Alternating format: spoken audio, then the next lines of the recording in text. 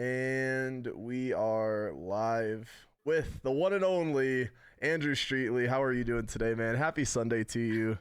How's Happy thing Sunday. going? Very busy, obviously, but yeah, good to be on the show. Yeah, great to have you. I guess give Looking us, forward. yeah, to start things off, maybe just a little brief description, who you are, what your kind of role is in eTeam BRIT, and all that sort of stuff. Okay, so I basically run the Pitwall. I'm race engineer or crew chief in American terminology.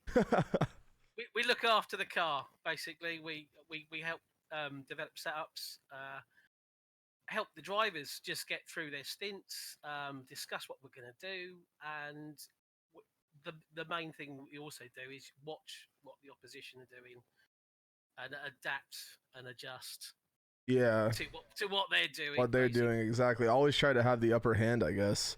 No, that's Yeah, awesome. I think the first time I kind of knew of you, I remember it was I think the first time was actually when the Twitter, eTeam Brit Twitter did a get to know, or you know those little things where they kind of showcase a member on yeah. eTeam Brit, and they did one on you, and I We had remember to it was we had to insane. take photographs. It It was was they were insane though. I mean, I remember showing it to all my friends and the people on Big Bone and whatnot, and the photos. I mean, you can see it right there. The monitors and whatnot is just absolutely incredible. I think it's just so yeah. cool. Like your whole setup. I guess walk us through what are some of these screens used for? Because I could never imagine actually using all these screens. How many? I guess just to. Right, okay. It looks impressive. All these screens are screens that nobody wants. Basically, they're HD screens, second hand off eBay, office closures, and you buy 15, £20. And I just made a mount. And basically, if you want to be a race engineer, you don't need this much. This is for my benefit. It's just so I know I have individual things on a screen, Mhm, so I know what to look at and what piece of information, and that's the way I've designed it. You could do it with one or two screens. mhm. You can have a timing screen, track map, moving track map. Um, Joel real timing. Are you aware of Yeah, Joel real yeah, time? Joel. I Yeah, think I amazing bought one. it for like 15. I think it was $15. I don't know, Yeah, something like that. you, and that's the best purchase you're ever going to make. Um, on top of the iRacing subscription, of course.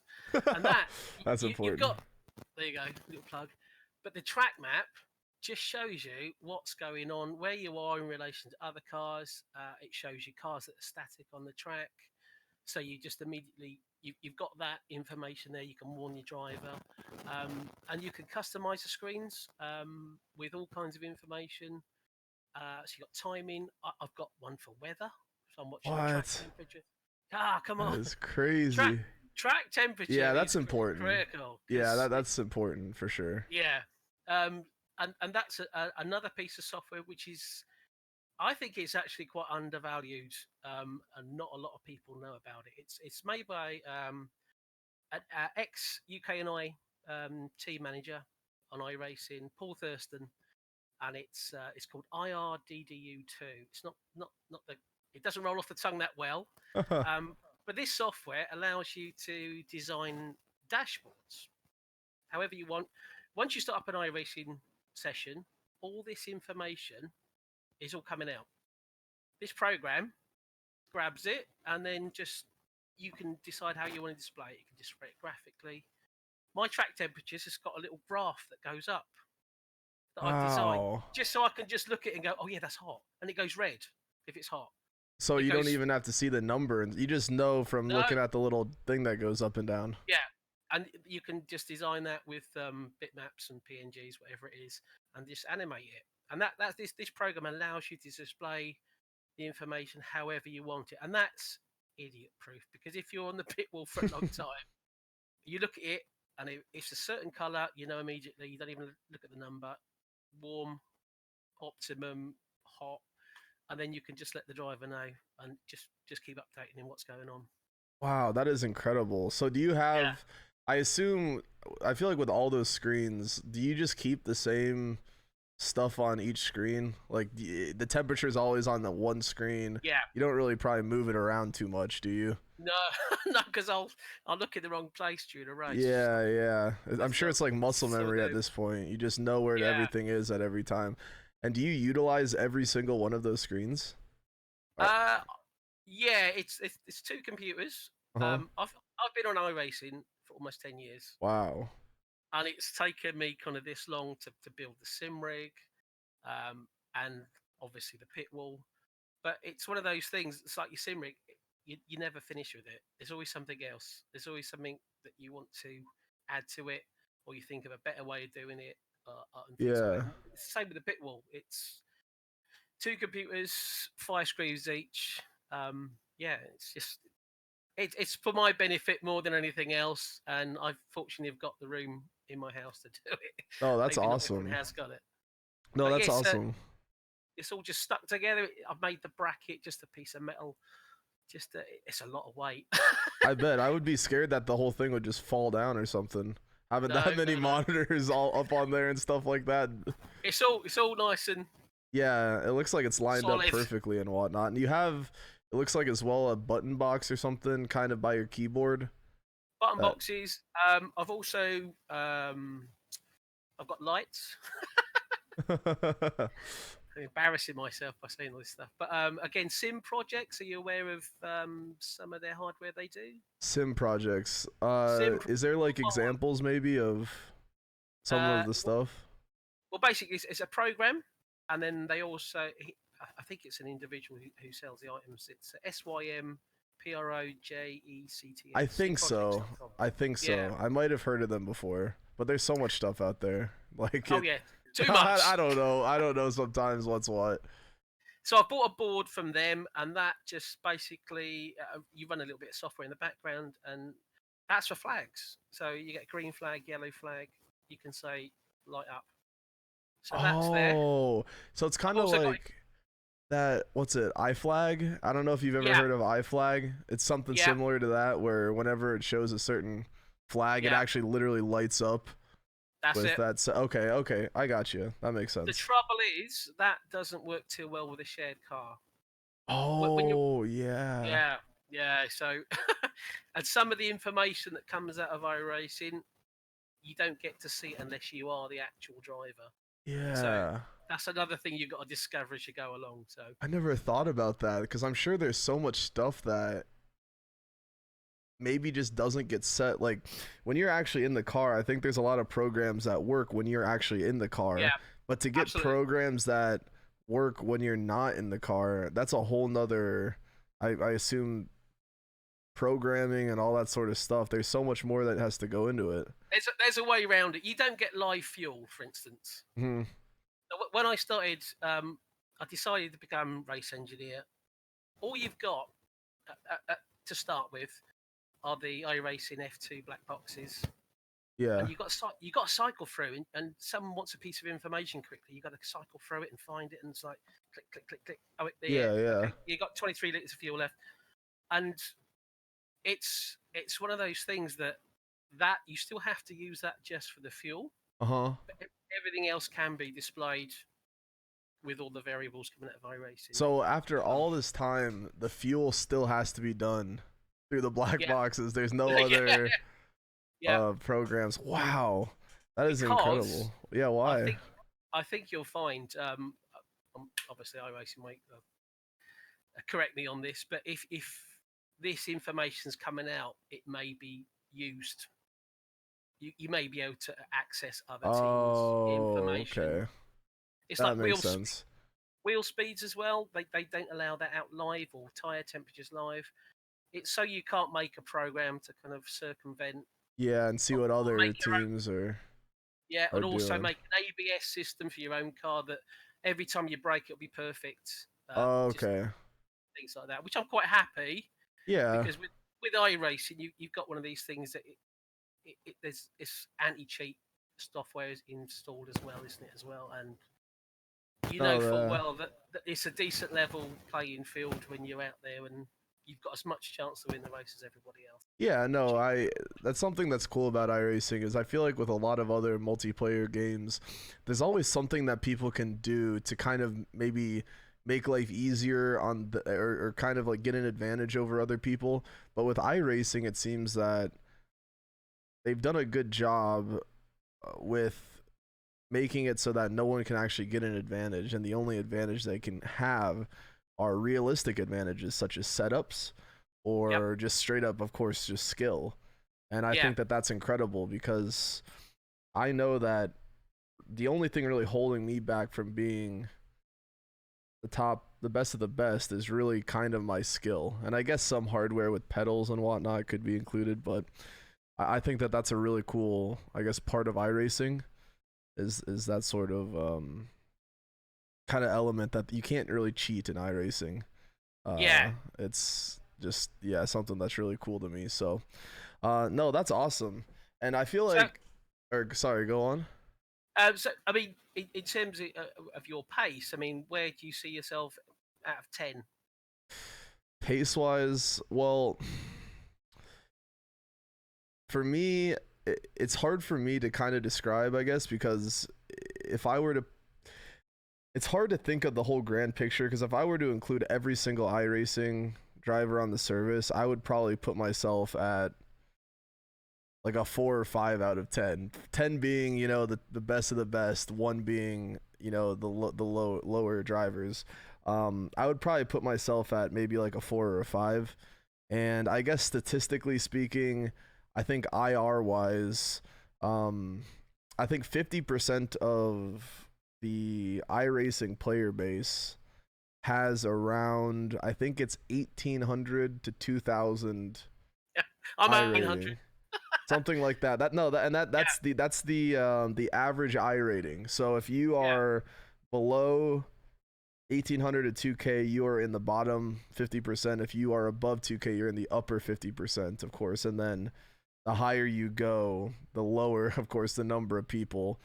But if we were going from that standard, I would probably say like maybe a 6 or like a 5.5 or 6, I guess. But yeah, it's kind of difficult, I guess, to answer that question because it's all relative. You know, in one split, I might be the fastest guy, and then in the next split, I'm going to be dead last just based off of, you know, I guess how that works. But yeah, it's that's what I love about iRacing though, is that you always are matched up against people who are around the same skill level as you. You never end up,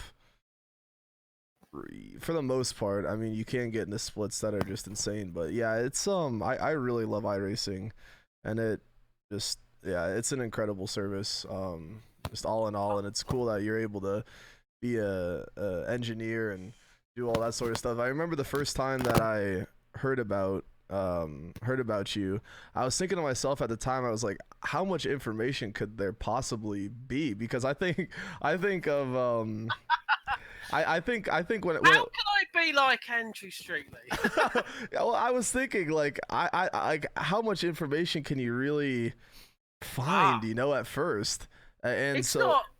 There's a lot to it. It's quite a lot of depth to right. It's not just the race. You've got all the practice. Basically, what I always going back to talking about iRacing. I've been at 9 years. I started on a computer in 1986. ZX Spectrum 48K, way before you was even born. I was born a year after that. So I mean, I've done lots of different simulators. Jeff Crammon's Grand Prix 2, fantastic. I never touched the setup at all. I've watched some of the gameplay on YouTube, and they go through the setup page. I'm looking and I go, I know what that means now. But when I was younger, I wasn't interested. Just drove, and it was all against computer drivers. So as you've come on, I mean, I got onto iRacing. This was a father thing. I wanted to show my dominance to my son. My son was a teenager. I'll show him how good I am, and get into a multiplayer game and beat him basically. Yeah. Had to show him who's boss, exactly. Assert dominance. Yeah, Alpha He's Andrew. Absolutely, he's got to look up to me. This is the way to do it. So we bought, I think it was Codemasters F1 2010, and it was so bug ridden. It was awful. It was terrible. So I just kept going onto the forums and looking for the next patch and things like that. And poor George, he couldn't play. I couldn't beat my son George, and then people would talk about iRacing, and there's no advertising in Great Britain, the UK. Never heard of it before, and then they would talk about, oh yeah, the iRacing Elite might be interested in this. Go, what's iRacing? So Google, there it is, and then signed up, and then turns out my son's a lot quicker than me. Well, so yeah. No, that's awesome. And then from that, I've not looked back. I've not touched another sim since 2010. October 2010. Wow. Yeah. And there's been a lot of good sims that have come out since. I mean, we have like Assetto Corsa, ACC. Yeah. But I've kind of been the same boat as you. I've always said to everybody, the only negative thing I have to say about iRacing is that it makes me not want to play any other sims. Like it has ruined the sim experience for me. Yeah. In other sims. Like if it's not in a good way. Because I love iRacing so much that nothing else stands even close to it. And that's just one of those things. No, that's awesome. When did you, I guess, get involved then with eTeam BRIT and that sort of side? That connection. When did that sort of start?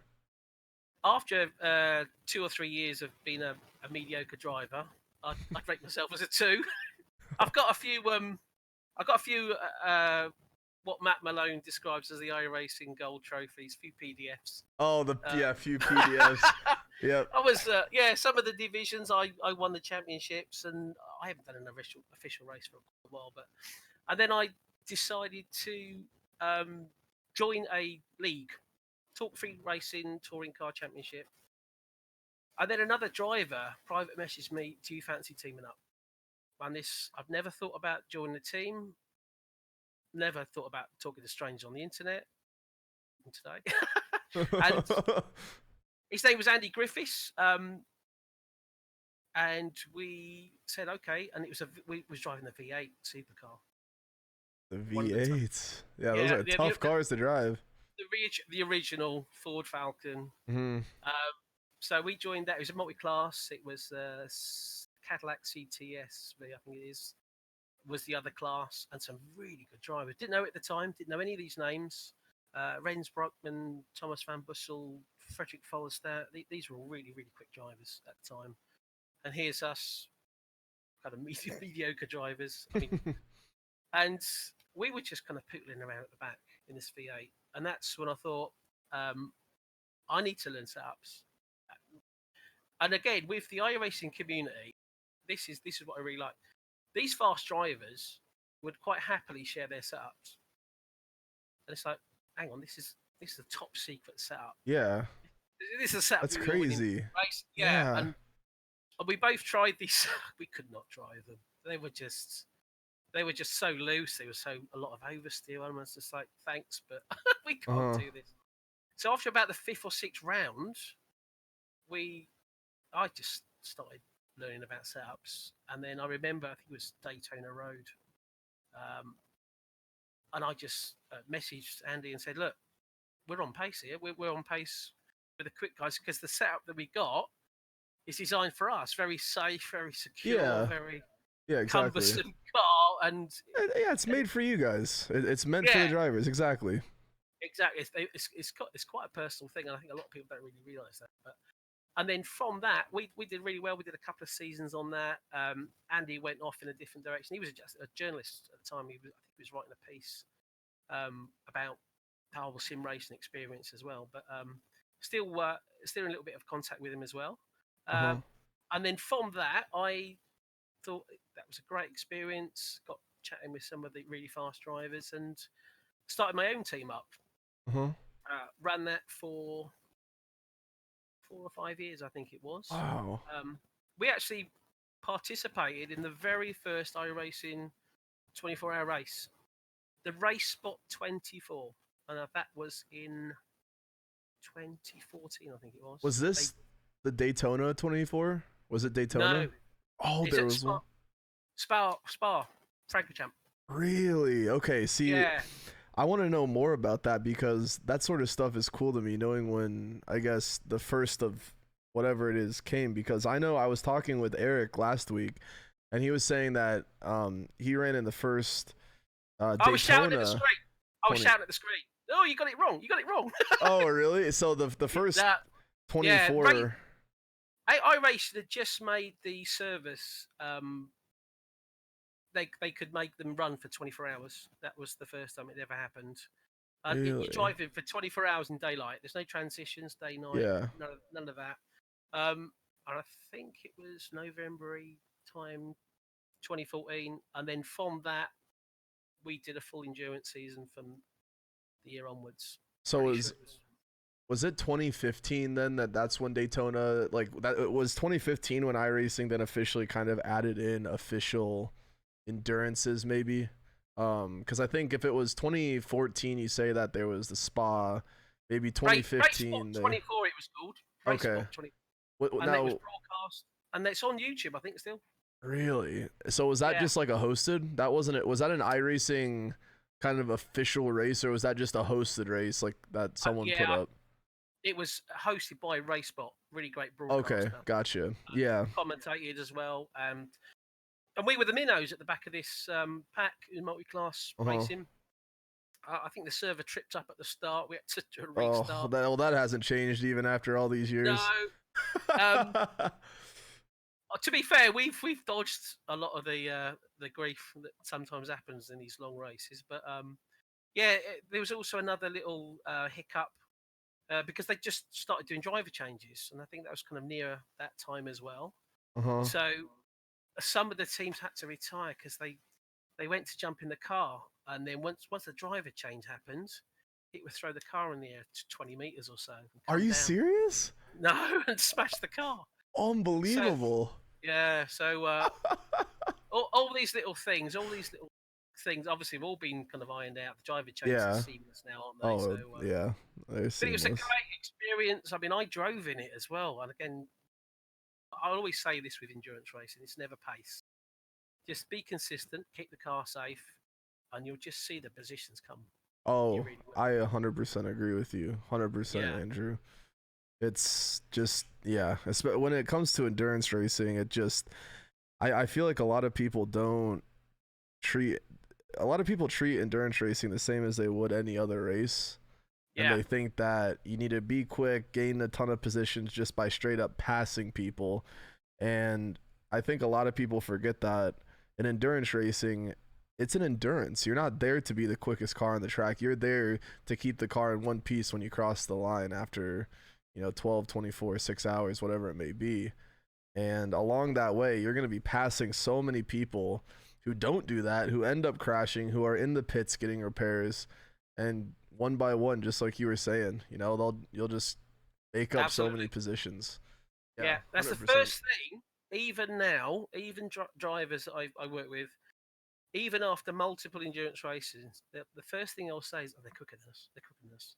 And even in the practice sessions, they go on about their pace, their lap times. Like, not interested. Yeah, it doesn't matter. It doesn't, because no. So it doesn't. Never ever be put off doing endurance race if you don't think you're quick. If you're consistent and you can keep the car clean, try driving a car for 23 and a half hours that's broken. It's really hard. If you keep it clean, you'll go a long way. And do you know what? It's a soap opera. There's so much going on in that time. You can make a mistake and also make up positions because you've got plenty of time to do it. Absolutely. No, endurance racing is one of those things. It is incredible. And I think that's a great point you bring up for maybe people listening or watching on YouTube or Spotify, that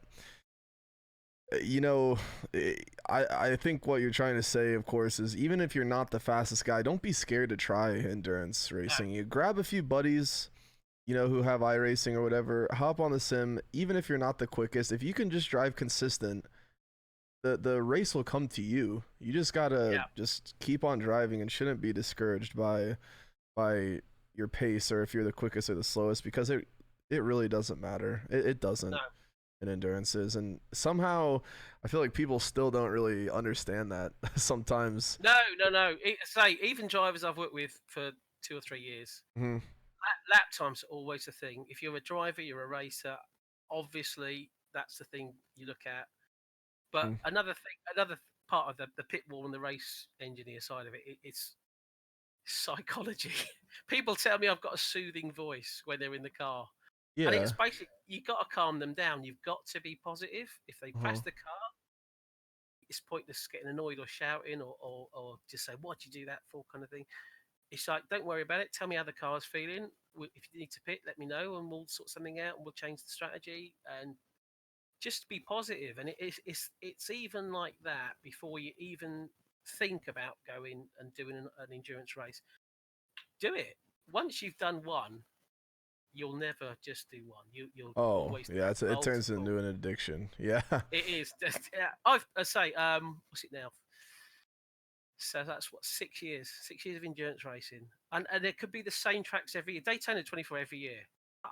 It's still a buzz. Oh, It absolutely. doesn't matter. It's the same tracks No, or it's very still so similar fun. tracks.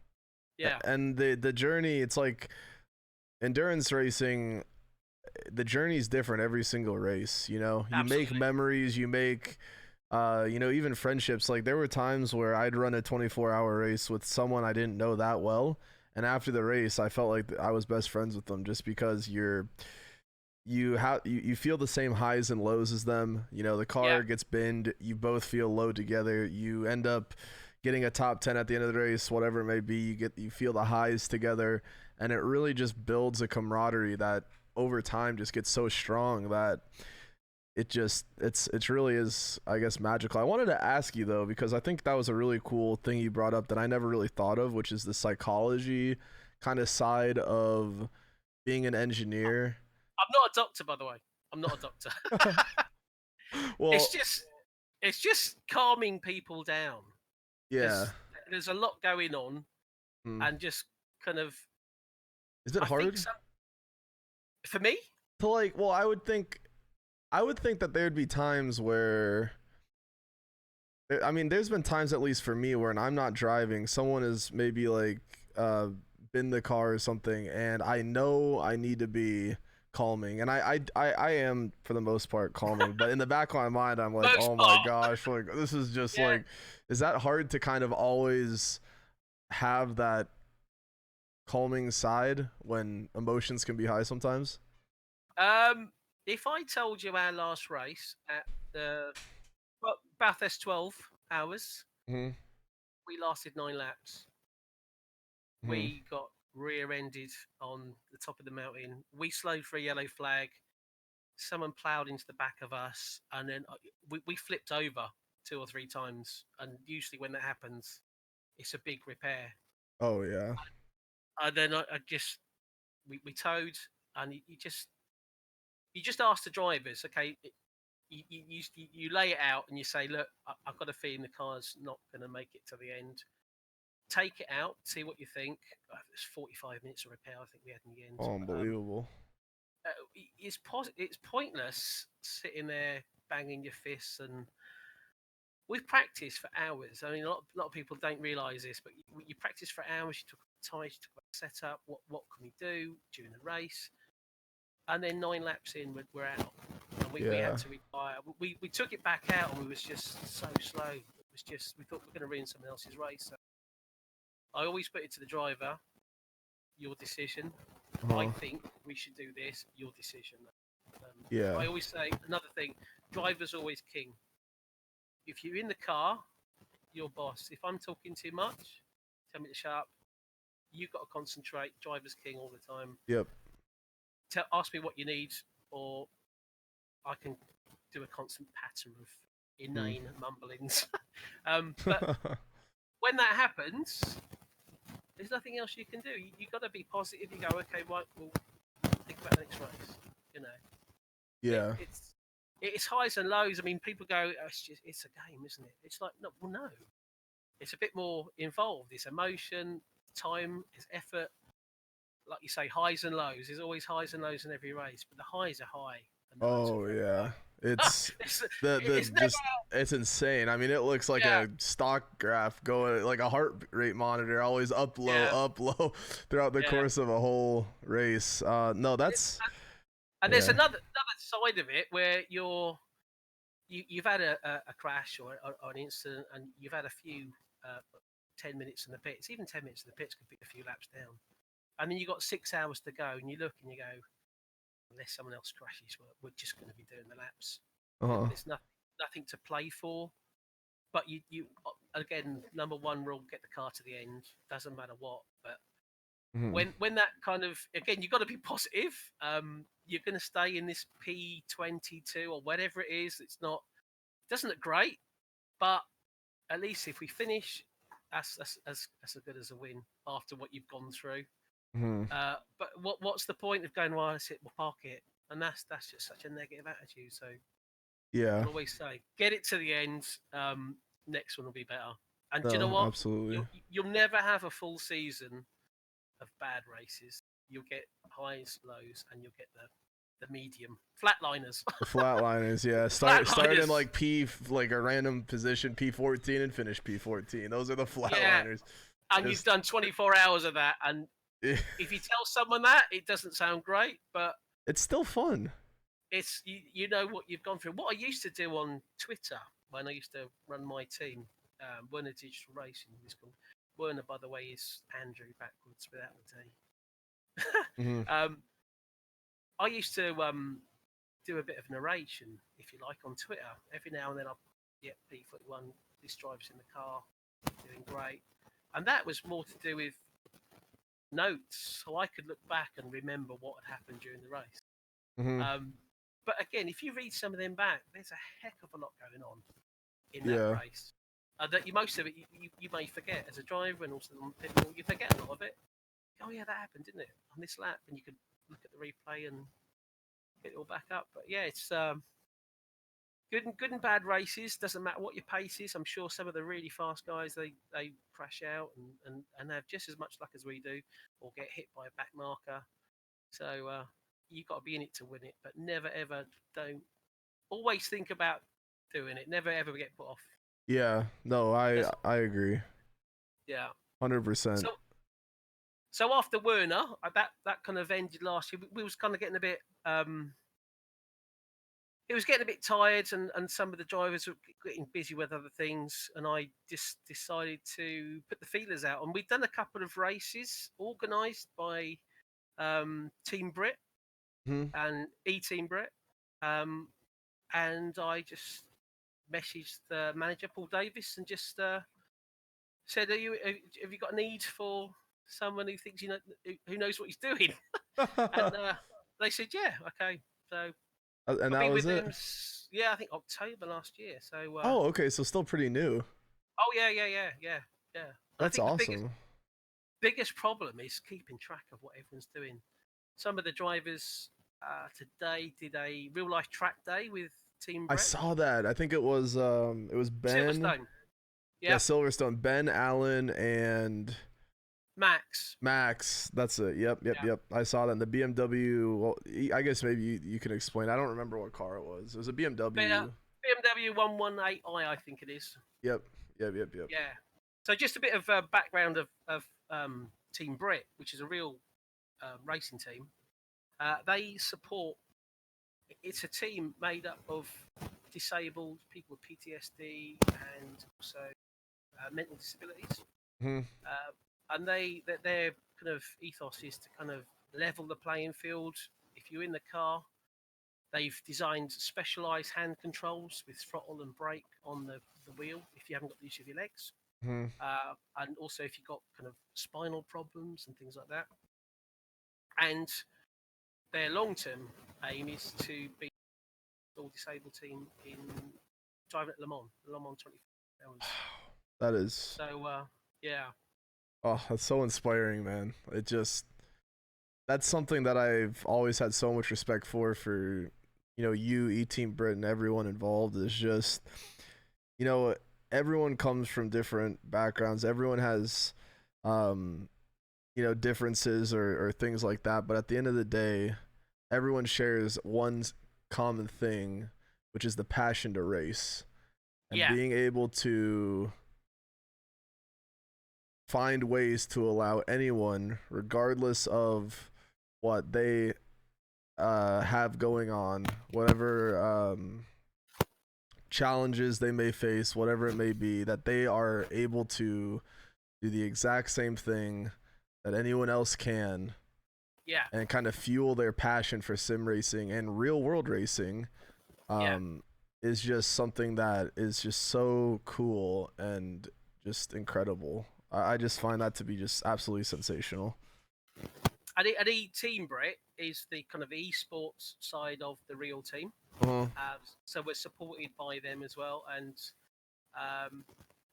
basically, I work with people with Asperger's in the team, autism.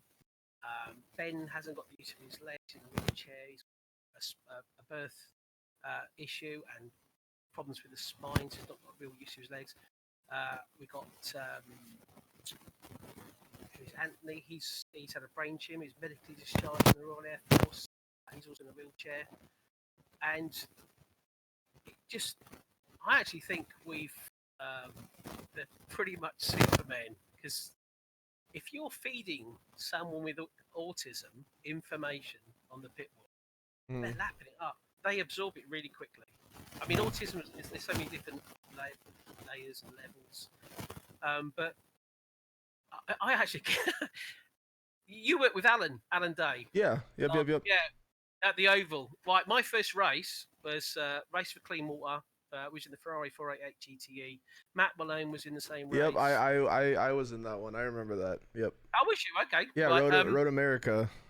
That's it. Yeah. Jimmy Broadbent was there. Yeah. I mean, no one knows I was there. I'm the backroom boy, but that's the first time I'd worked with Alan, and he was exhausting me because he was asking for information. I'm like, quick, I need to give Alan more information. He was lapping it up, and he did a really, really good job. And his position at the end, I think, was P5. Oh, Alan, yeah, he was. I remember him in that race. Yeah, he told me. I remember doing the Daytona 500. I told him, I said, you want more information? He's like, oh, I want more. Like I want as much information as I could get. So I definitely understand where you're coming from.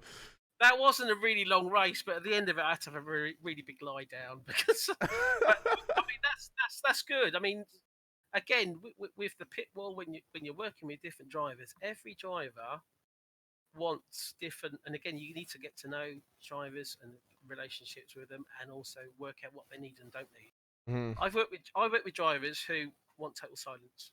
They want to concentrate. If you talk to them, they're crashing because they can't concentrate. They can't do the two things at once. But they're really quick, and they just ask you for information. I don't say anything until they ask for it, and that's fine. And there's others who will tell me about traffic, and there's others that don't tell me about traffic. Just tell me about what's going on. Just give me a constant feed.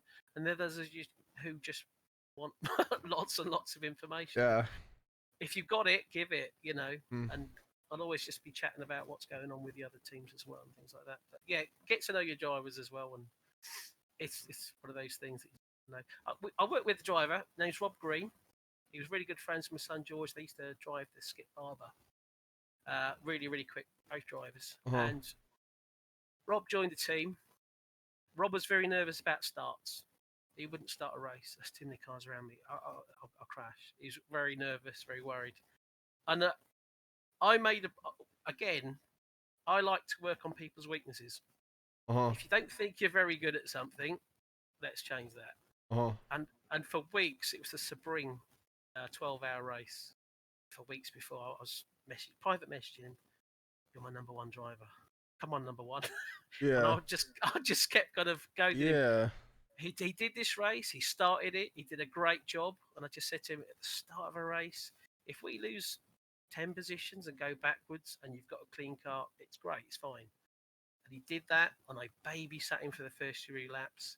And he did a great job. And he just couldn't get enough of it after that. He wanted to start every race. Really? So, that is so cool. Again, it's just a case of what don't you think you're good at? This is our hobby. Hmm. There's some drivers that don't want to know about setups. They're not interested. They just want to drive fast. It's fine. Hmm. But also, if they're in the car, you can suggest changes to make them even faster. So Yeah. it's just looking at what people want and what kind of experience. And again, I've had people that have no interest in setups gone from having zero interest to tell me everything. That's So awesome. yeah, it's interesting. It's a lot. There's a lot to Yeah, learn. there's so much. I'm just thinking, if you were to say walk through, let's just put you in a scenario where there is, I guess we could use maybe the Sebring 12 hour. How far, like if we were to take a timeline with kind of basic info at each interval leading up to say a 12-hour Sebring, 24 Le Mans, 24 of Daytona, how early do you would you say you start, and what is the starting kind of preparation and then building up into the race? I mean, how much, I guess, goes into the lead up to the actual event? Well, for instance, the Sabrine 12 hour, you Uh-huh. start thinking of it the day after the previous year's one. You make notes. I keep notes of what we did, what car we drove, what worked, what didn't work, what particular corners we had problems with. Um, but the trouble you normally get, real life gets in the way, and some drivers are driving other series, so they're not always available. But I'd say at least a month before you start proper practicing, Yeah. um, just casually, just turning laps. I'll I'll be getting telemetry from the cars. Number one thing to first look at is fuel burn per lap. What's the fuel burn? Uh-huh. What's your average lap times? And from those two bits of information, you can build a race strategy. I've Yeah. got a spreadsheet for the entire race, and from that's all you need to start that off. And you get a couple of drivers in, and then if it's a 3 or 4 man team for this particular race, some won't be available, some will be, but then you'll be chatting about this is what we did in this session, this is the setup, tell me what you think. And then at some point you will get everyone in the one session. And yeah, real life does unfortunately take a bit of a hit. I Yeah. work shift work at an airport, so my hours are not always great compared to other people's hours. Yeah, usually about a month at Uh-huh. least. And if again, when I started my team, I had a few basic rules. I was a bit of a dictator. um, I said you can't hop between cars. We're going to choose a car start of the year or the end of the previous year, and we're gonna race this car all year. We're going to get to really know it. We know all the car systems, ABS, throttle shaping, everything. We will know everything about it, what all the dashboard means, and we're going to stick with it. Don't worry about balance of power, and if it goes a little bit wrong, it goes a little bit wrong. But we get to know the car, Hmm. and then from that, you can start baseline setup, and that setup you can use all year round, and with minimal tweaks. Really? Wow. Yeah, and that's what people don't get. I mean, Yeah. I'm really trying to instill this into eTeam BRIT at the moment. It's a case of you can download someone else's setup, but what's different to that setup to the one you downloaded last week, and they don't know. And if you look at all the information on the setup screen, you go, I don't know what the front toe is. I don't know what camber. It's once you learn it, it's all pretty straightforward. And certain things work on certain cars, some don't. And once you've got a quite nice feeling car, you Hmm. can do minimal tweaks for your team, and it won't be a massive change between tracks. Uh, yeah, Wow, and that is. Yeah, I've mind never blowing, thought. mind Yeah, blowing. that's crazy. I mean, it makes sense because I mean, there's certain stuff about when you look at the setup screen, it looks like a bunch of stuff, but like a lot Yeah, of oh it yeah, is yeah. probably always pretty similar because I mean, the car always has to drive forward, you know? So I mean, there's certain things that Mostly. yeah, mostly, hopefully. Yeah. So I yeah, that makes a lot of sense. The Huh. more setup options, the better as well. Yeah. I you got a full gearbox, and you can change all the gear ratios and limited the diff at the back inside. I mean, all these things you can talk someone through. If you've learned them, like again, I've taken years to. Uh-huh. Once I realised that this kind of eye-opening race that we had, and I said we're on pace and we're kind of mediocre drivers. Uh-huh. And once I realised the setup was the thing, I thought I've got to know, I've got to learn. We need to kind of enjoy this sim even more than I already do. I'm loving it already. I'm driving a V8 car. Everyone's saying it's really hard. It was hard. It was a lot of power and a very kind of twitchy car. Yeah, the wheel, you just get wheel spin all the time. Yeah, but I mean, we did an okay job, but we always brought them home. Ping, like a light bulb moments like that. I've got to know this. I can't drive anyone else's setups. I need to kind of understand. And I've never done that. I've never really applied myself that hard with any sim before. Like I say, when I drove Jeff Crammond's Grand Prix 2, all these options, all in there. I just went click, click, click. Don't worry about that. Race. That's what I do right now. It's yeah. Right, then we need to get in a session and we'll talk you through it. That would be awesome. I mean, setups are something I'd love to, I guess, learn more about. It's just maybe a bit of an intimidation to me, just seeing a bunch of stuff that looks like a foreign language. It is. Yeah, it's like learning a whole nother language, and I would really love to, because kind of what you were saying earlier, where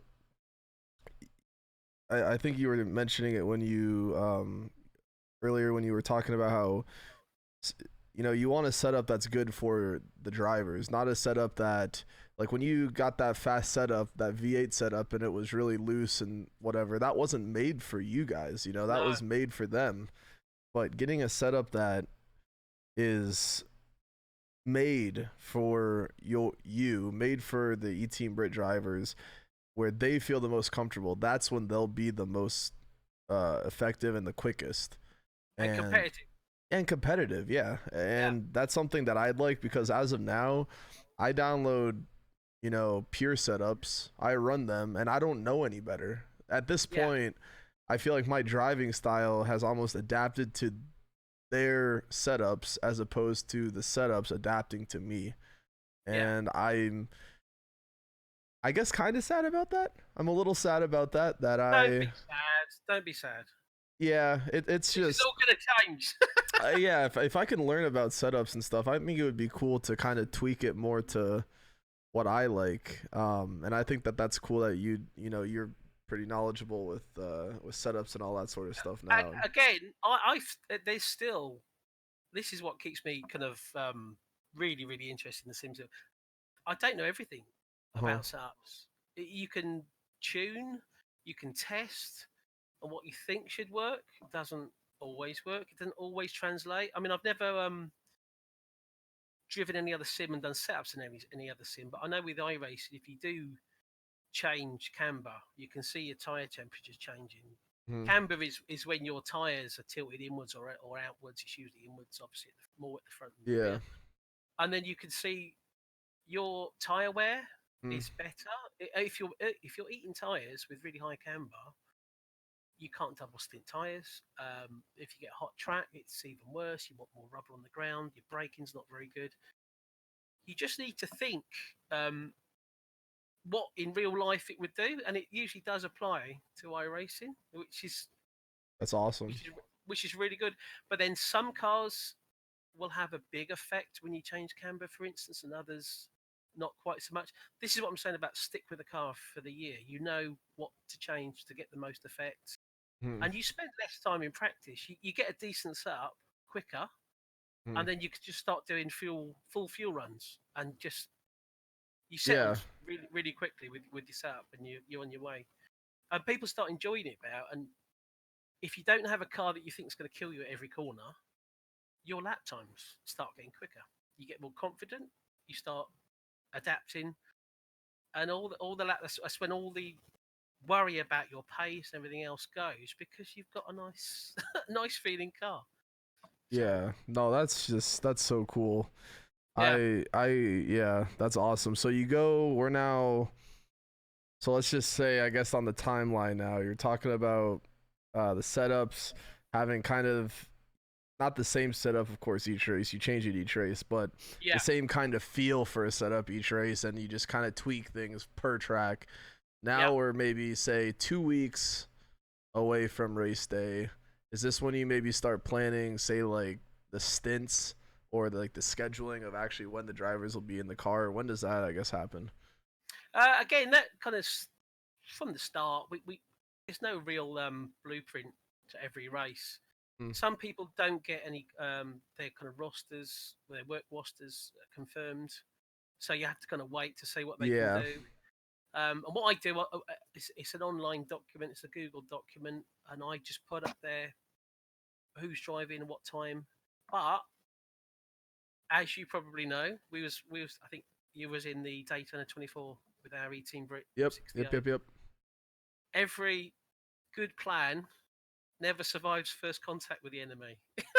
uh, so that driver stint schedule is again a live document. Hmm. You have to kind of force drivers to sleep between stints. They're really pumped. They want to see what their car's doing. They don't go to sleep. I tell them off. I tell go to sleep, wake up at this time, check the schedule. If you're in the pits for 40 minutes, you've got to change all the times. Yep. And then that's what's a live document. But they'll have a very good idea what they're doing, yeah, a couple of weeks before at least, or even Gotcha. last minute.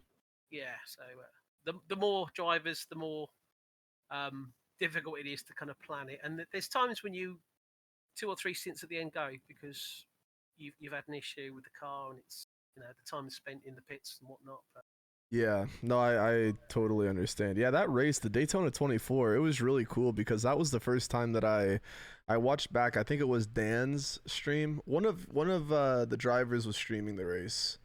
yeah, And I remember watching. I watched kind of the beginning of the race and whatnot. And I knew that was the one we were in with you. We were both in Ferraris, I remember. And one thing that I always remember was you, you were definitely you firmly believed that Ferrari was gonna be the better car over I think a while there, and you kept saying that the BMWs were falling off. They were falling off. yeah. No, And no. I think they said at the start. You go on the iRacing forum. There'll always be someone going, "This is the quickest car." hmm, BMW, the BMW M8 GT8. This was the mythical beast that was going to win all the races, the yeah, Daytona. And we'd already settled with the Ferrari because we hadn't worked with the M8 and it was too soon. And I just hmm, said, look, we have to go with what we know. We are now going with the M8 for the rest of the year. But for that race, Ferrari, and I said, well, we're not going to change it. Stick with it. hmm, And then at the start, right, I didn't realise that it records my voice. I'm very new to this streaming stuff, being a very old man. hmm. Streaming stuff is this is it's all quite new to me. But most of the team, I think, most of the drivers do stream this in a 24-hour race. There'll be 4 or 5 streams up during Yeah. their stints, or even the whole race. But yeah, at the start we just started doing laps, and then yeah, some of the quick BMWs disappeared. And this is me trying to go, look, I told you so. Yeah. No, Don't it's good. believe, It's a good don't confidence believe the hype. boost. Yeah, don't It's a believe the good hype. confidence boost. And we were in the same boat. Like we agreed with you. I mean, we took the Ferrari as well because when we were driving, we tried the BMW out, and we actually were, at least with Big Bone, we had this issue where some of us wanted the Beamer, some of us wanted the Ferrari, and there were times where it's like, oh, well, I might have found something good on this car, like a setup on this car that will make it the car we should take, and then it's, oh, well, there's something on this car that makes it exciting to This is take. all time wasted in practice. It is. We time. messed up big time Yeah. with that sort of stuff, but we ended up with the Ferrari. The BMW we felt was, especially through the bus stop and going onto the oval, was extremely unstable to us. The bumps did not serve it well, and it just would. That'll be a setup. Yeah. That's your setup. Sorry. No, I mean we typically what Big Bone do. I mean we just take the pure setups for the most part, and then modify it to kind of more what we kind of want. Or if we drive a pure setup and realize that we're getting a lot of oversteer, we tweak stuff. But Yeah. we don't really go super in depth with setup wise. But Yeah, that Ferrari there. What was cool is at the end of the race, the top 3 cars were all Ferraris. Yeah. It was so you were right. The Beamers No, didn't stand a no. chance. The man said I was right on the internet, so therefore I was right. But no, Yeah. it's again, it's this calming psychology to say that look, this is the decision we've made. We're not going to change it last minute because you've read something. We've practiced. We're very happy with the car. Let's go race. Don't sit there going, oh yeah, but if we took this car, we'd be like 20 seconds quicker elapsed. It doesn't work like it really doesn't. I mean, the Yeah. balance of power for the Bathurst 12-hour race was released a couple of weeks beforehand. And we'd already chosen the BMW Z4, Yeah. and then they added 15 kilos. And then some of us were Jesus. quite despondent. And I was like, oh, it's good. I said, in the grand scheme of things, you won't feel that difference. We didn't change the setup one bit. But Really? then if you look at most of the races that I watched, because we raced out on lap 9, the winners were all in different cars, BMW, Audis. You know, I was it's never, surprised. yeah, but this is the thing about the balance of power and thinking that somebody else has got a better advantage than us. No, stick with your car. You'll really have a better experience if you can stick with the car for the season as long as you can. I don't think with iRacing special events, I think you have to choose at least a GT3 and a GTE car. If you could choose those two, stick with them. Get to know your car. Really get to know. No matter what the BOP is, always stick with the same car Yeah. to get comfortable with it and stuff. And again, iRacing do a good job of balancing these cars. If all of a sudden one of them seems to have got an advantage somehow with an update, that's why they put the balance of power in, and they're doing it to level the field. They're not saying, right, we don't want you to choose the BMW Z4 because we've 15 kilos in it. Mm. It's to level the playing fields. And if you think you're slow, doing something wrong. Sorry, but yeah. Yeah, no, it's not the car. Yeah. No. No, that's a good point. I really think that that's something that I could adopt as well, because last season, Big Bone, we always took the Ford GTE, and GT3 we always took the Audi. But this year we were thinking, oh, let's just take the car that always seems to be the best. And I think that, No. in my opinion, I think that that's kind of biting us in the butt, because we're not really getting to know the car as well as we could if we just stuck with the same one the whole time. Yeah, And that's definitely. something I want to change. So, yeah. I can't believe I'm giving tips to the competition. Well, this is. You beat us next race. I'm not going to be very happy. Yeah. No, it's just, I guess, stuff to think about. I guess something you were mentioning. So you work like in real life at an airport, right? Yeah. You deal with Security. security. So you're like a security Officer, yeah. officer. I'm sure. It's the equivalent of your TSA. TSA, yeah. Over there, so yeah. Gotcha. I assume, are there any crazy like stories or crazy like things that have happened? Most not repeatable. It's always a language barrier. International hand signals don't always work. You put your palm up facing outwards, that should mean stop. Yeah. It doesn't always. And if you haven't had I think you're waving or something like hi. yeah, like... they just keep walking towards you. Just like, oh no, stop. And you, as an officer, you're also being monitored. It's quite an important job. There's a reason what we're doing. Yeah. And if you haven't had someone who doesn't understand what you're doing, you have to do body searches and things like that. If you haven't had someone who doesn't understand your language drop their trousers in front of you at 4 a.m. on any weekday, you've not done the job. It's one of those things. At what point does anybody in any authority, police officer or whatever, if they ask you to drop your trousers, you would do it? You just wouldn't do it, but people think that's what you're asking them to do. But yeah, I need to improve my international language skills, I think. But no, it's a busy job, and you do see a lot of people. 99% of them understand what and why we do it. But you'll always get one or two that Yeah. malarkey or just be a bit annoyed. But most of the job is customer service, basically. You can always explain what you're doing and why you're doing it. Gotcha. So you're somebody who is on the not I don't want to say the front line, but you're literally like someone who, when you go through security, they tell you to stop. Okay, come through the screener, or like, now do those people do you know how to do? Because I assume there's different roles. Like when you go in for a shift, there's different kind of positions that people. There's someone who, looks at the IDs and stamps the, ticket or whatever. We do it all. We Really? rotate. Yeah, Okay. you work in a team. Your team is made up of 50% males, 50% females. It's to do with the body searches. A male Yeah, will only serve that a makes male, sense. female will only serve a female. But you just rotate. You could be sitting on an X-ray screen, plugging people to kind of divest their items into the tray to go through the X-ray and explain what come out of their bags and how to pack it. And you might be doing a bag search. You might be checking IDs. It's one of those jobs that different every day. You do meet a lot of really, really good people, and you can have a bit of a laugh and joke.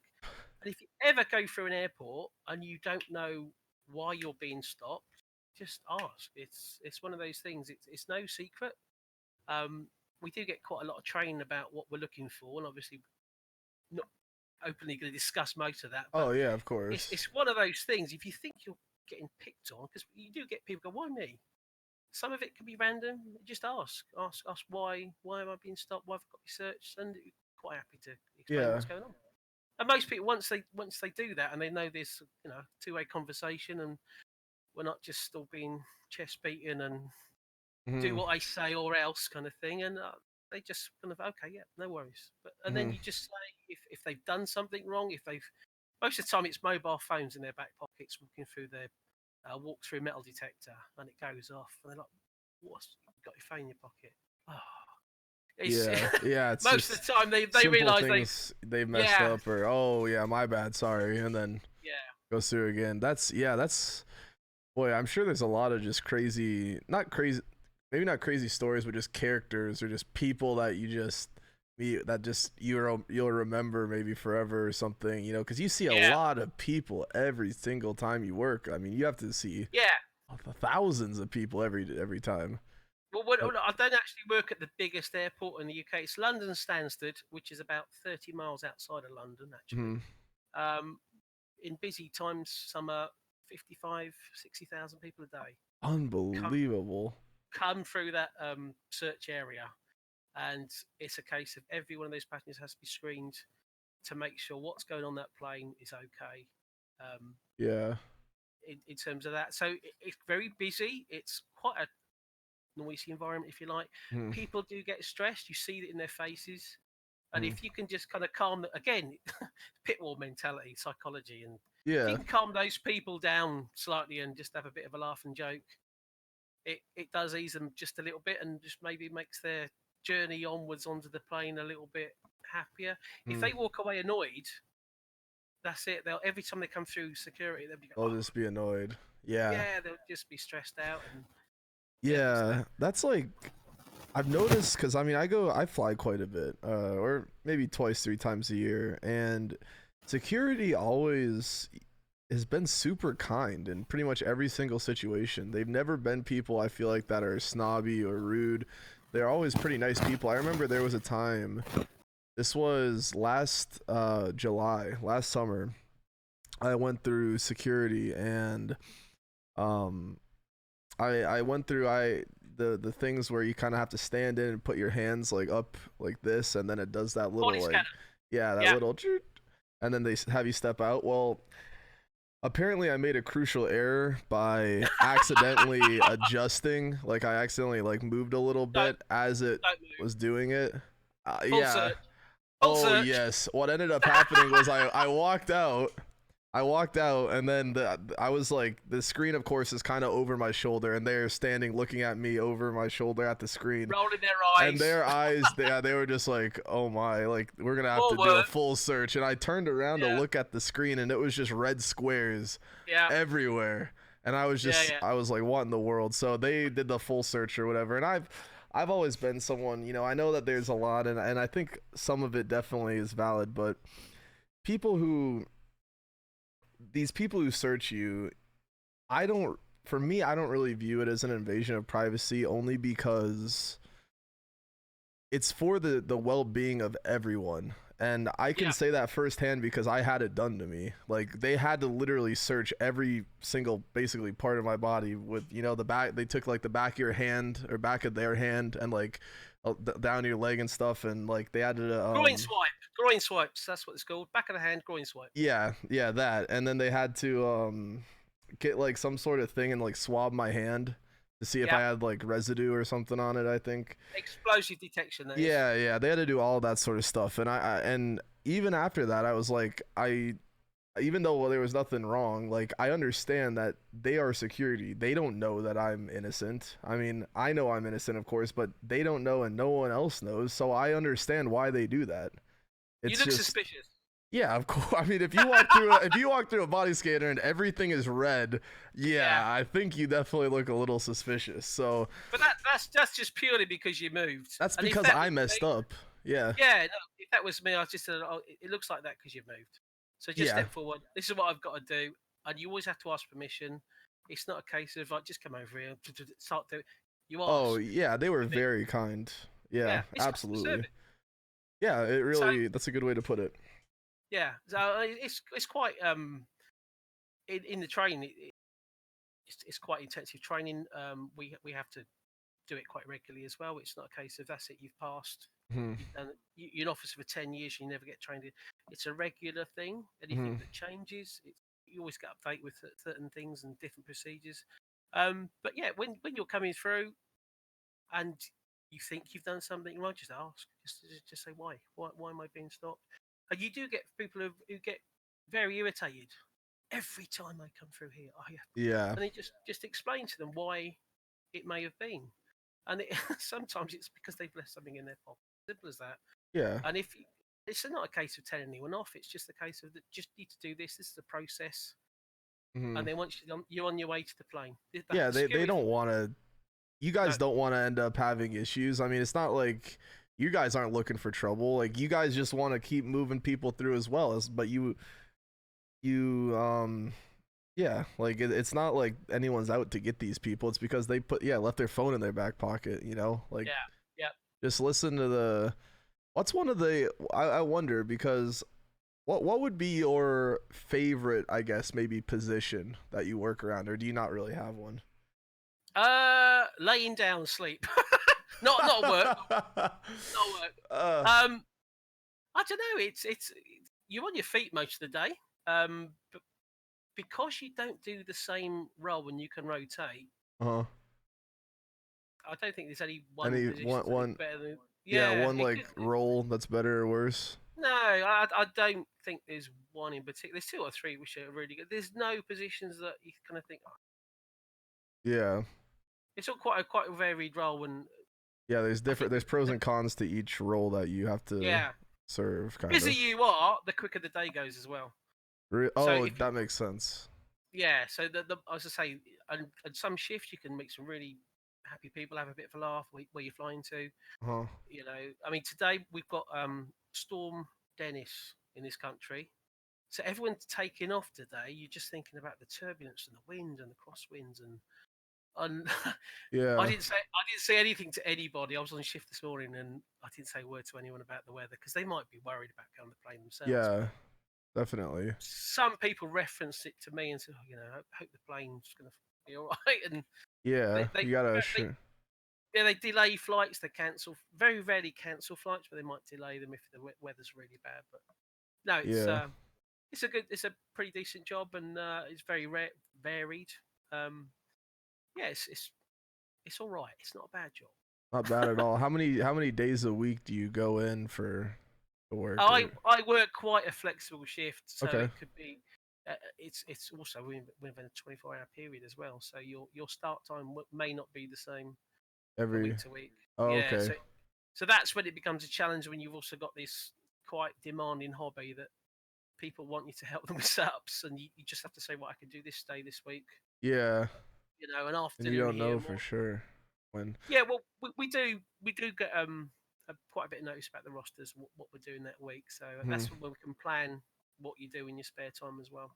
No, absolutely. Well, that's cool because I knew Yeah, you worked in airport security and whatnot. It's cool to meet someone who does that because it's a job that people who fly you see all the time, but I've never really gotten to know anyone who does that, and it's really cool to just hear it from your side. How things work on that side and whatnot, and I have a lot of respect and really appreciation for what you do and what millions of others do around the world because they keep the world a safer place. They really do. So that's it's really a really very odd awesome. situation as well because I've been doing it for about 5 years. Mm.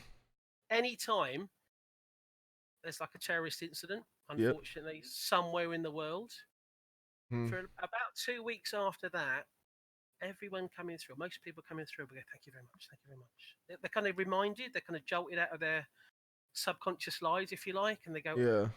oh yeah, I'm not going to complain about why you're looking through my bag. They get reminded there is bad people out there, and they're very thankful. Mm. But then after about 2 weeks, that dies off. It's a very odd. Again, I'm very interested in people behaviour and things like that, and that's the first thing I notice. It's like you've just been reminded, and then Yeah. the That's period of consciousness about that is very short, and then Yeah, they afterwards, go after about back two to just weeks, taking it for granted. They just why have you stopped me? This is ridiculous. Oh, I missed Yeah, my flight. it's that's how it Yeah, always is with all that stuff. They never really yeah, appreciate what they have until they realize. I don't know. It's hard to describe. I know what you mean though. I think that's yeah. I've always had I think a lot of appreciation for that sort of stuff. yeah. Um, because also it's a job that can never get complacent. Like you guys No, can never if there was like say a gap of even like 50 years between something bad happening, you could never get complacent with it ever. no.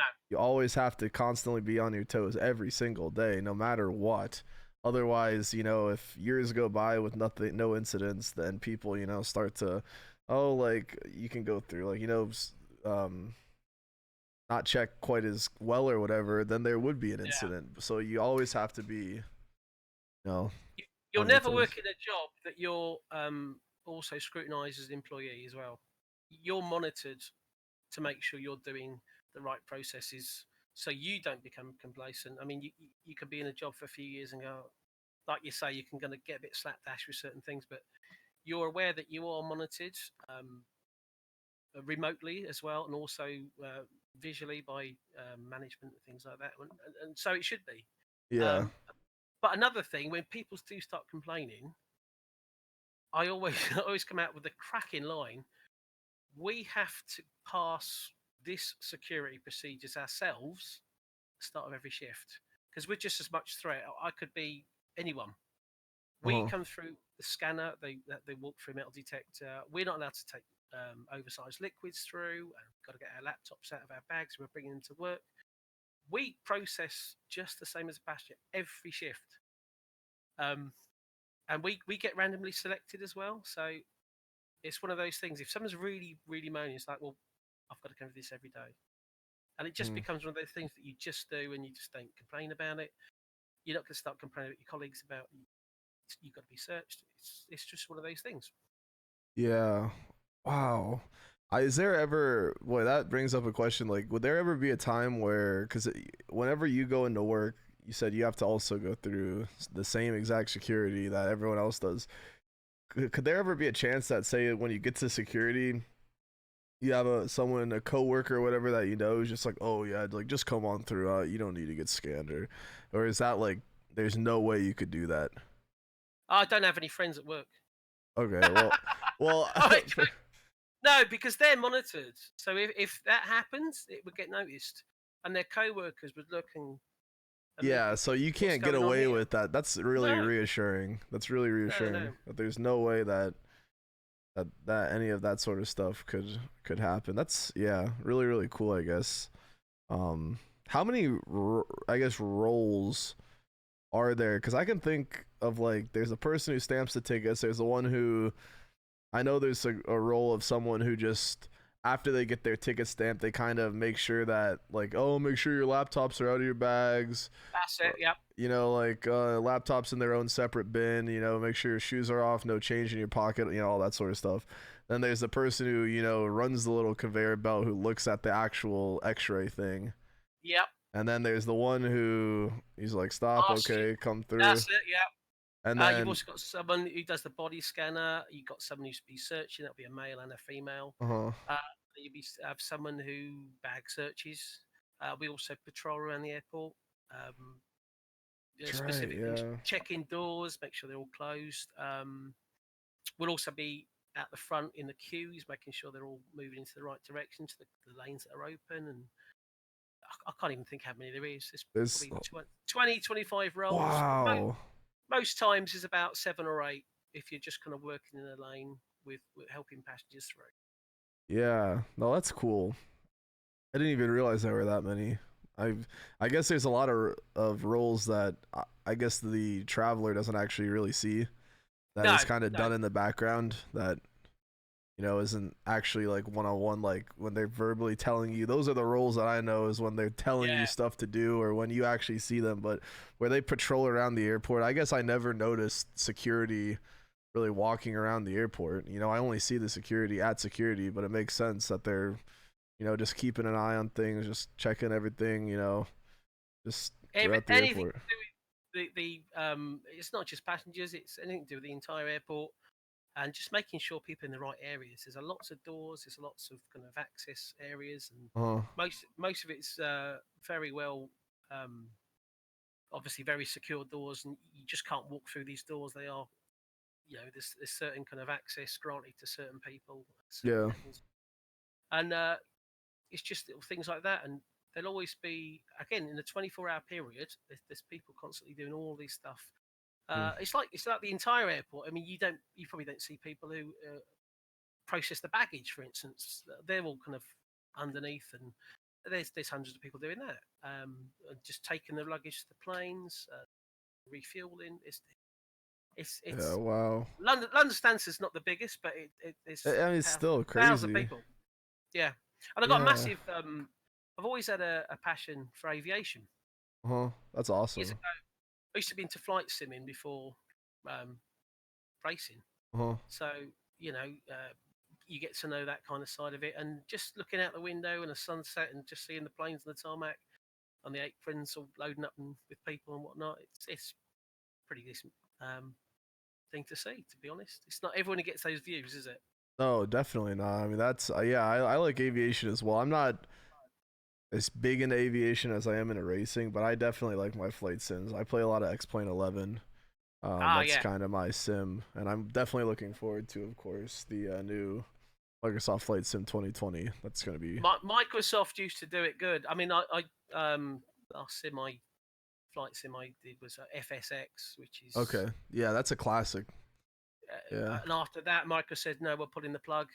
I never got into I X-Plane at all, but all the people that did the add-ons for Flight Simulator, I think most of them transferred to X-Plane because FSX wasn't getting supported by Microsoft, and hopefully they'll all return with the new Flight Sim. I'll have a look at it, but I'm one of these people that I'm quite faithful to my sims. I don't think I could flight sim and race.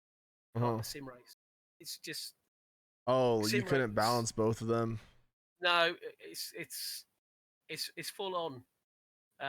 With the sim racing side of it, there's a lot of time preparing for things.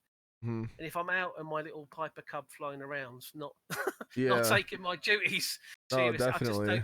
I don't think I'd have enough time to do. Really? Have you seen the trailers for the new? I have. Oh, they're brilliant. You used to have to buy individual planes, individual like scenery areas. Yeah, and I had quite a bit. And you think I'm never going to have enough to fly all around Australia and the base content looks really, really good. It's incredible. Yeah. Yeah. Definitely. I'm not sure they got a release date for it yet, but they keep dropping the hey, look what we're doing trailers. Yeah, I don't know. I think people are saying it's like August or September of this year. Oh, okay. I don't know if that's accurate, but that's what I've kind of heard. But oh, that's cool. Yeah. I'll Uh, keep an eye, but not a very yeah, close eye. no, A it's. I mean, distant stick eye. with stick with sim racing though for sure. Yeah. At least That's what. until I do the session with the Saps with you. Okay. And then I'll go Yeah, flight simming. yeah. No, exactly. Yeah, it's cool. I've always been someone. It's really weird because growing up, I've always been more into Sims than just normal games, like Yeah. games that just like the majority of the population likes. And growing up, it was really, I was just different in that aspect. I remember the first time I ever played a racing sim. It wasn't really Go a on. What was full it? on sim, but it was my first kind of sim or simcade game was Gran Turismo 3, I believe it was. Oh, okay. That was the first one on the PlayStation 2 or 1. I think it was the PlayStation 1 or 2. I can't remember, but I remember I went to my friend's house and he had, a big stack of all the games. And he's Yeah, like, yeah. "Yeah, just, pick one to play." And I was looking through the list or looking through the stack and I saw Gran Turismo 3 and I was like, "Oh, what's that? That looks cool." And he told me, he said, it's kind of boring. I got that for Christmas, but it's not really that fun." And I was like, it kind of looks cool. Like, can I try it? He's like, "You sure? It's not really that fun, man. Like, try, these other games or whatever." And so I was like, "No, I want to." And I remember playing it on the controller, and I loved it. I played it for Yeah. hours at my friend's house, and Is he still your friend? this would have been. I don't talk with him much anymore. No. Unfriend. Unfriend. Yeah, Sorry. unfriend. Yeah, he didn't like racing, so that's an unfriend. What's No, wrong with him?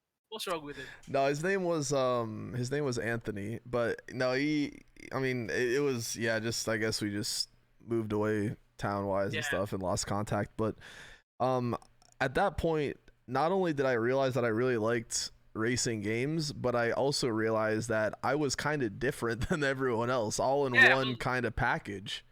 yeah. And Which is so, not a bad thing. It's not a bad no, thing, is not it? at all. And yeah, not at all. I mean, like there's so obviously there's so many people in this world. Everyone has different passions, and there's no right interest that someone could have. There's nothing right or nothing wrong. Correct. It's there might be a majority of people who say, "Oh, majority of people like Call of Duty." That doesn't mean that you have to like Call of Duty. Nah. That's just a lot of people just happen to enjoy it, but your opinion to like iRacing is just as valid as someone's opinion to like, Call of Duty pretty much. And there's nothing wrong with that at all. And of course, it was nice having my parents who, supported me with getting my first PlayStation 2 and stuff. I remember that was my first kind of console I had was the PlayStation 2. And That's to keep you quiet. That's to keep you quiet. probably because it definitely did the trick because I was on Yeah. that thing every single day playing games. So your experience, again, like you say, there's no right or wrong. That everyone's different. Your experience of going full tilt into the racing was not my experience. I knew I liked racing. Hmm. I knew I liked other things. Hmm. It wasn't until kind of iRacing and learning setups and kind of thinking, actually, I'm all right. I can get a bit better. Once I realised I was okay and started seeing improvements, that's when it really hit. I was never 100% from the start. It took me ages to get out of rookies. Yeah. I just didn't. I couldn't hook it up. I was just trying to win a race rather than just keeping the car clean. And once you get out of the rookie license, I remember sitting there one Christmas, had a couple of days off work after Christmas, and I'm like, right, I'm going to sit and race until I get to D license and get out of rookie. And then once I did that, we started doing the league racing, started the team setup. That's when it all started kind of going full tilt. You did it from day one, which is, I think, it's pretty interesting. Yeah. I will always I'll wake up every day and think about something going on with the next race, and it's not extreme. It's a passion, Uh-huh. but I think it's one of those things that I don't think I'm ever going to change doing. I'm always going to be interested in doing it, and if you do something like that, I think I've always had that mentality. But yeah, once I realised I was okay, that's when the kind of the passion proper kicked in. And I think that's why you was different to me. Oh, Which definitely. both routes are good. Both routes are fine. Oh, absolutely. There's no right route to anything. Everyone has a No, different journey, a different pathway, and there's absolutely no right or wrong to anything. It's really cool to, I guess, get to hear other people's journey. How they came from. Because I know mine like the back of my hand, obviously, because it's me. But to know yours is really cool. Because yeah, just to see the differences, similarities, and how we end up having it's this also conversation over. yeah, it's also what you like in terms of motorsport. I mean, I remember watching really really good documentary, Truth in 24 too. Uh It's all huh. about the Audi team. I don't know if you've I seen think it. I remember. It's on YouTube, right? Yeah, it's free download on iTunes as well. The Audi team give it out for free, which is really, really good. And it was all about the 2011 Le Mans race, Uh huh. the LMP cars. And again, it's just they had 3 cars entered, and it was behind the scenes discussing stuff. That's when I first become aware of Lena Gade, female race engineer, and I went, a female race engineer. That's really, really, really cool. It's not Yeah. the obvious route for a female in it still isn't, unfortunately. Uh There's no huh. reason not to be.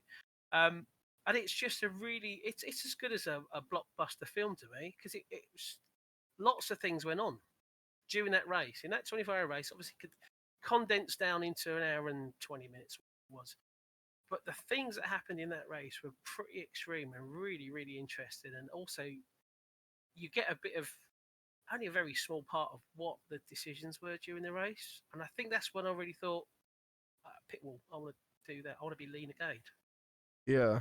which is, if you can do those kind of things during a race and make a difference, which most of the time, I'd say 90% of the time, 95%, probably 99%, they'll probably tell you, that it's the drivers doing all the work. Every now and then, you can do something to make a position up. And when that happens, that's like me winning a race. And Yeah. it could happen 2 or 3 times in a race, which is really, really good. Yeah. No. You can look at undercutting. You can look at not taking tires, taking a massive risk, and thinking, "Oh, your tire's going to be shot by the end of your next stint," but we can make a position up and hopefully hold it. And just little things like that. That's where I get my buzz. And the drivers, no interest in doing this kind of stuff. They do what they do, and I do what I do, and all very happy. Oh, absolutely. No, that's incredible, and it's yeah, it's really cool just sitting down talking with you and getting to know you, what you do for eTeam BRIT, what eTeam BRIT is, Yeah. and I guess that sort of stuff. I guess if we want to maybe start to wrap up this conversation, there are some questions that people have asked in the chat Yeah. that Sure. I'm gonna just kind of go over, and Okay. we can kind of talk about here. There are a few, so let's Hopefully it's not too see. hard. Okay, here we go. We have um. All right, first one from Karen asks, Hello, Karen. Hello, Karen. are you looking forward to the extra challenges weather effects will bring from an engineer's standpoint? Um, we've got dynamic weather at the moment. I have noticed one new thing that maybe not everyone's noticed, that the skybox does change. That never used to happen. Uh-huh. It can go from clear to partly cloudy. We don't get rain. And also in line with that, we also don't get different tyre compounds at the moment. But when iRacing do bring that in, they will do a very, very good job of it. Oh, And it I might, can't wait. yeah, it might take a build or two to kind of get it right. And they may always be kind of tweaking it, but they'll do it right. And I know that. And that's what I'm pretty confident with. As I say, all through the race, you can become a bit of an amateur weatherman. You're Yeah. looking and see what's going on. But yeah, if the weather kind of we get more of it, you got more chance for strategy. You got if you hold on a little bit longer, the drizzle with the tyres you got on, the slicks.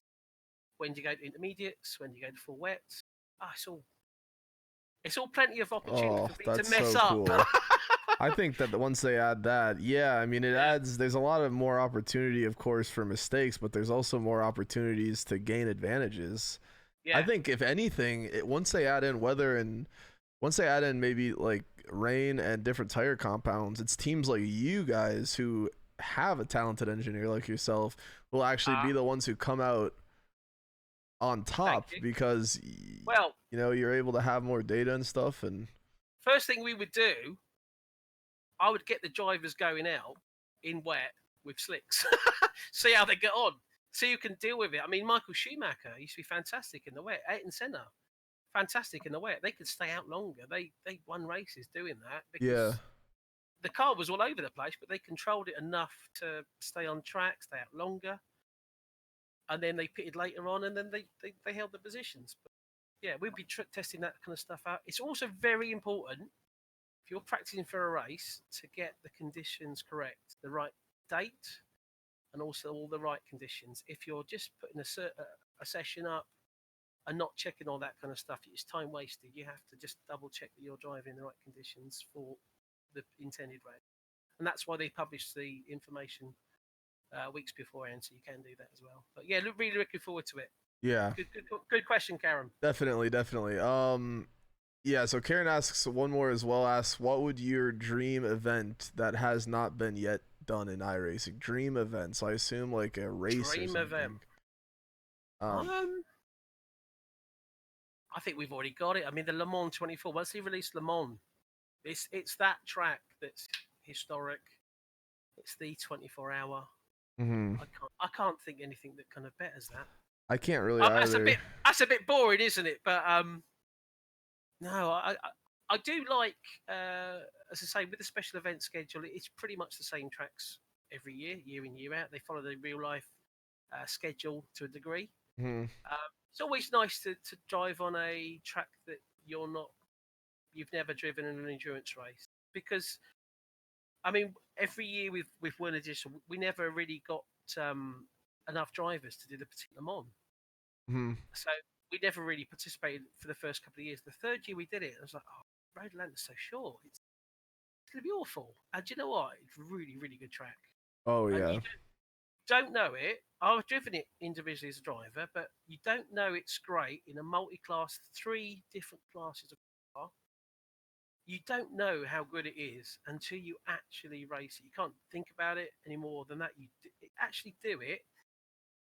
We had a really good time. I had a really good time on the pit wall. The drivers had a really good time, and it's a really good track. You need to actually do the race or practice the race to go, actually, yeah, this is right. Mm-hmm. So, yeah, different tracks, mix it up a little bit. It's always interesting to do something different. But the dream one, very boringly, it's still the Le Mans. No, I think, that's Team Brits also. That's their goal. They're not thought about anything else. They're not thought about 12 hours at Brands Hatch. They're concentrating on, they want to be the first disabled real life motorsport team to do Le Mans. That is just incredible. That's the pinnacle. That's the top. That would be so cool. Like, I am definitely going to be rooting for you guys in that. Auroras asks, hello, Auroras.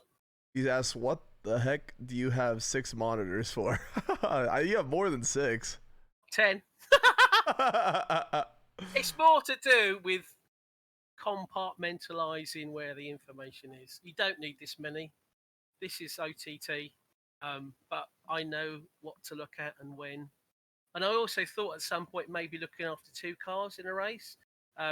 With Werner and also eTeam BRIT, you've got multiple cars in a race. Hmm. You can't do it. You can't do 2 cars at once. It's just too.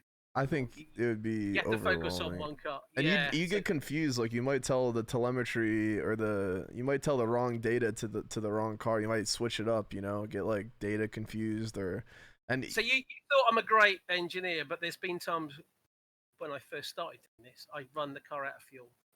Oh. on a couple of occasions, that in my old team. That's how you learn, though.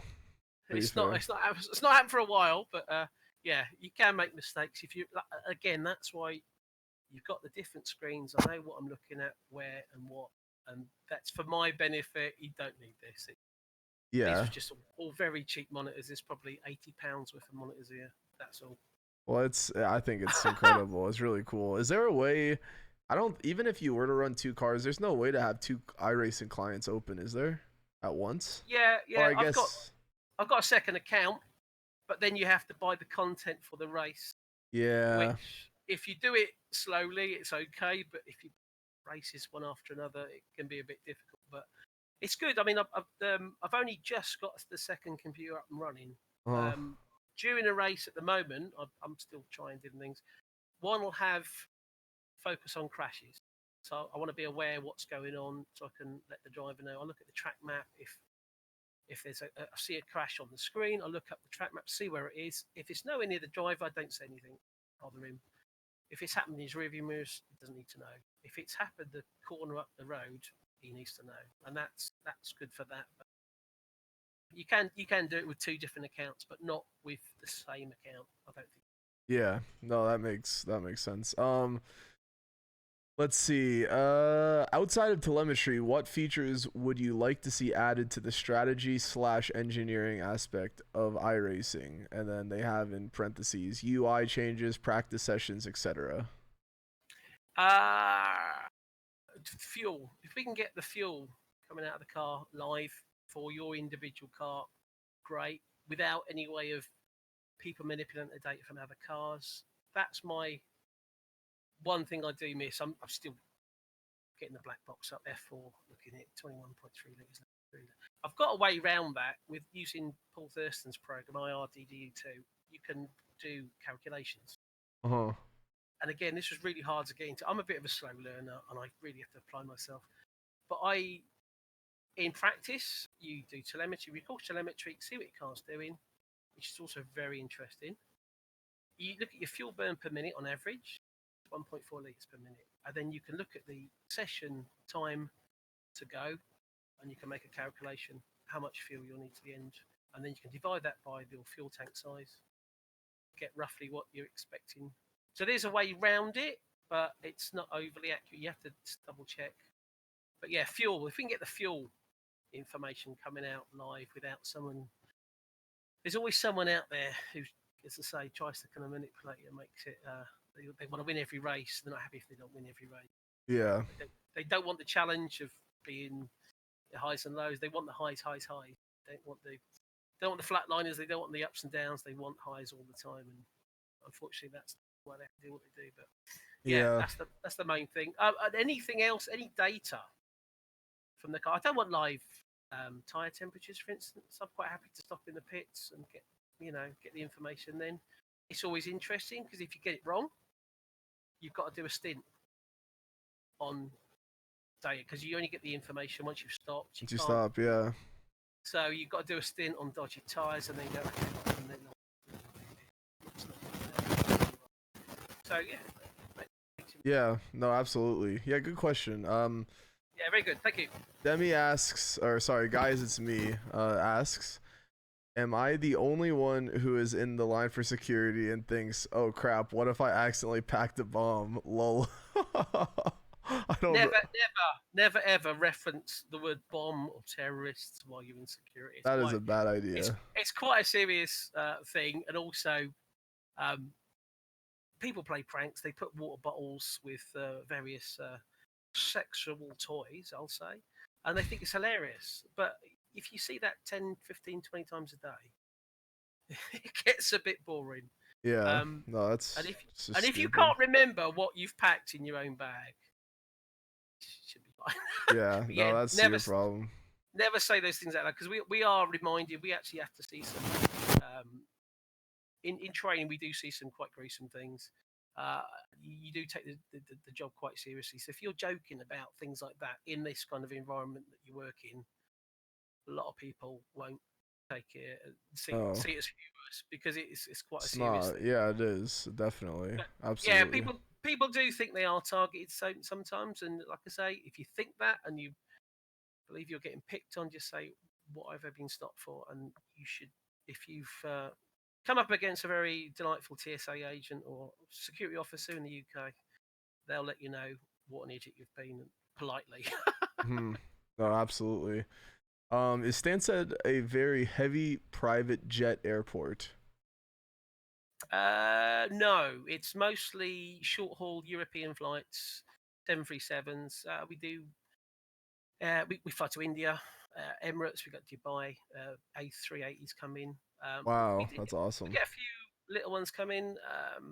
The owner of Harrods has got a hangar there, I believe, as well. He's got a private jet that pops in and out. It's also the longest runway in Europe, so we get Air Force One when Donald Trump comes over. He lands at Stansted. Yeah, the Stansted has the longest airport in all of Europe. Longest runway in Longest all of runway. Europe, Yeah, sorry, that's I what I meant to believe. say. If I've kept up with my airport building, yeah, I That's believe that's awesome. That's what it's got. cool. And Very yeah, it's cool. also the hijack airport. If any planes get hijacked, they get sent to Stansted. Really? There's a special little stand somewhere. So Huh. and we How get Donald Trump, like I say. how long do you know is the runway, or do you have any idea? No, I don't. No I idea. guess it's No. telemetry. No, I'm just wondering. Okay. It's long. Yeah, it's a long runway. It looks like a road, and there's like numbers. That's all that matters. That's all that matters. That's all that matters. What was the most difficult event you've done with the team? eTeam BRIT, I guess. What's the most difficult endurance or something? It's never difficult. We practice for most eventualities. We discuss with the drivers what they're comfortable doing. Bathurst, the 12 hours at Bathurst was difficult because after lap. Yeah. And that was quite disheartening. But yeah, we at the start of a race, we'll have a rough idea what to do, and we couldn't do any of it. One driver drove, the other two drivers they didn't even get to drive. It was pretty not a great experience for them. They understood obviously and kind of graciously accepted the fact that they weren't going to do their bits. But that's been the worst one so far, just because we just couldn't finish it. Usually you can go back out with a damaged car and kind of make the best of it, but Bathurst is one of those tracks that if you're in the wrong place at the wrong time and you're going slow, it's not fair on the others. It's not fair on the competition, and that's the main reason we stopped. If it was Le Mans, we probably would have kept going and stayed out of the way of other drivers, and maybe try to work on. Sometimes you can knock the car again to try and affect a repair and get a bit of speed back as the race goes on, but you just didn't. Yeah, Bathurst, it's you don't. Yeah, if you're slower than everyone else on Bathurst because of damage, it really can impede. Yeah, because there's nowhere for you to go on top of the mountain. You can't get out of the way effectively, and that can cause too many walls. Too many walls. Too many walls. Too close quarter. It's just for sure. And again, after every race, you go through Twitter, you look at what the other teams were doing. With Werner, we had a really good relationship with quite a few teams, and we'd all kind of have a little bit of banter before the race. But a lot of the really quick teams, the fast teams, they had the same kind of troubles. They had to retire their cars. So it's no kind of embarrassment to us that we didn't do it. It wasn't our fault. That was the main thing. It wasn't the driver's fault. Someone went to the back of us when we slowed for a yellow flag. They obviously didn't see the yellow flag. 187 kilometers an hour they were going. Yeah, that's unbelievable. That's ridiculous. Wasn't our fault. That was the worst so far. But again, you stay positive. Always. Definitely. Always have that positive mental attitude for sure. Yeah. All right. Last question from G1. No runway. No runway questions, please. No runway questions. No, no more runway. No more runway questions. No more airport questions. Actually. No, I'm done with that. This is from G1 Dan. He asks. G1, that's Dan in my team. Go on. Yeah. He asks, what flavor is your pot noodle? Bombay bad boy. Best Pitwall food you're ever going to get. Dehydrated noodles. You just don't have time. Just don't have time to have all cuisine on the Pitwall. It's got to be quick. A few energy drinks. Hey, I mean, I'm the same way. I get Uber Eats and stuff when I do endurances. It costs an arm and a leg, but they deliver it to my door. So. Hey, what can you say? Yeah, it's nice. Definitely, I'd like to treat myself. All right. Thank you, Dan. Yeah, that's a good way to end the podcast. I think that is gonna, I guess, kind of wrap it up. Is there any, I guess, maybe closing comments or shout outs or something that you'd like to give to anybody, or just thoughts, anything like that before we wrap it up? How about a shout out to everyone who thinks they're slow on iRacing, to say that you're not quite as slow as you probably think you are. Give any part of iRacing or any series, give it a chance. And if you don't, then fine, try something else. But iRacing is a lot to do on there, and a lot of people don't think they're quick. They don't. They see some of the lap times and go, "Oh no, do it. Do an endurance race. Do whatever makes you happy. Do whatever. Drive whatever car you like. You'll find a series. You'll find people to do it. Try it. You won't back. And there's always someone out there. The iRacing community is fantastic. There's always information, even for the fastest drivers. They're quite happy to share as much information as possible. And by all means, on the channels that this podcast goes out, put some information on there, and I can put links to the software I use. Joel Guez, who does Joel Real Time, is fantastic. Paul Thurston, IRDDU2. It's just, there's no secrets to any of this. I've got an interest in what I do, and I read. I'd wake up in the middle of the night, couldn't go back to sleep, a bit of insomnia, read a book. I read up about telemetry and just start whatever you're interested in, and then you're not as slow as you think you are. I'll definitely say that to everyone. Any class get better. Oh, that's awesome. Well, I want to say thank you so much for hanging out on this Sunday afternoon, and Sunday, I guess, night for you. It is. It really means a lot, taking some time out of your evening to do this podcast. Really, yeah, I really appreciated it. There's a lot of great conversation, and yeah, just cool things I learned, and just it was great getting to know you, getting to know more about eTeam BRIT, and I hope in the future, of course, to have you back on in the future once again on the podcast, get some more eTeam BRIT members on the podcast. Yeah. And spread the word and whatnot, because I'm a big supporter of you guys and all that sort of stuff. So thank you. And yeah, thank you for that. Really, it really is awesome as well. I want to give a shout out to everybody who is watching on YouTube, watching the live stream right now, who's chatting, the people watching on Spotify, listening on Spotify, or whatever media devices, whatever it may be. Thank you so much for taking the time to listen or watch. It really, really does mean a lot. I think that is going to be it from myself and Dan.